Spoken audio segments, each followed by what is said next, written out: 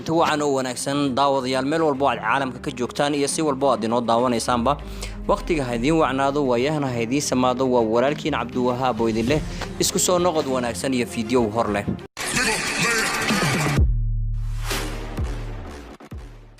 aad baad ugu mahadsan tahay daawashadaada iyo waqtigaaga qaaliga hadda gelisay fadlan haddii aad channelka ku cusub tahay ee tahay markii kugu horeysa soo booqato subscribe saar kambalelkana furo haddii aad horey noola joogtayna aad baad ugu mahadsan tahay maanta waxaynu ka hadli doonaa fanaanka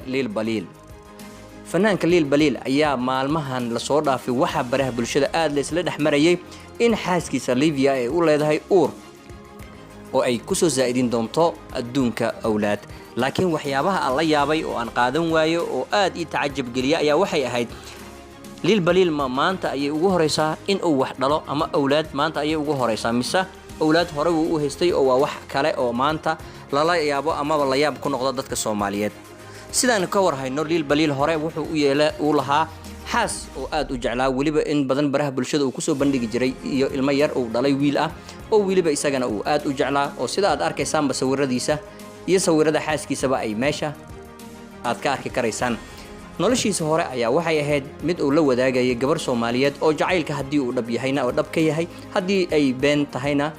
ay run ahaantii waxba ka qaranaynin oo aad afahmi karayso laakiin markii uu baxay oo tagay dibadda ayuu markiiba waxa uu haddana nolol la bilaabay ama nolol wadaag la noqday gabar kale oo u dhalatay dalka Switzerland oo ay hadda waqti wada qaataan ayna wada nool yihiin balse su'aasha meesha taal ayaa waxay tahay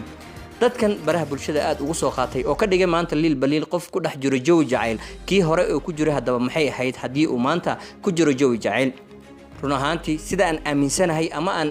اعتقادسنها ayaa waxay tahay Lil Baliil maanta guurka uu galay uma u galin in uu awlaad ka helo ama jacayl uu qabo ee wuxuu u galay si uu ugu sii nagaado Yurub oo uu baasaboor ugu helo taas ayaana dhab ah oo xaqiiqo ah laakiin ma ahan in la yiraahdo Lil Baliil maanta ayuu wuxuu dhaxmishaaxaya muujadaha jacaylka ma aha noocan oo waxa ay tahay markii aad haysato qof aad is afahmaysaan ama aad is dhaqan fahmaysaan ama aad is diin fahmaysaan qofka uu maanta guursaday Lil Baliil sida aanu ognahay waa qof la yaqaan oo Livia isaga ayaa soo bandhigay sawiradeeda iyo fiidiyoyo ay ku jirto in badan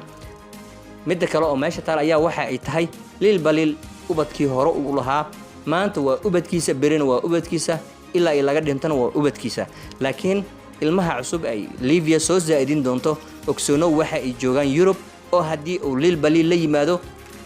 waxyaaba aanan jeclaysan Livia oo la kala tago ubadkaasi ma noqon doono mid ku abtirsada Lil Baliil ama mid uu qaadan karo Lil Baliil oo waxa haysan doonto hooyadiis Livia marka dhaqamada sida ay u kala fiican yihiin laakiin xaaskiisa hore ilmaheedii mar walba waxa leh Lil Baliil mar walba xaaskii hore ee Lil Baliil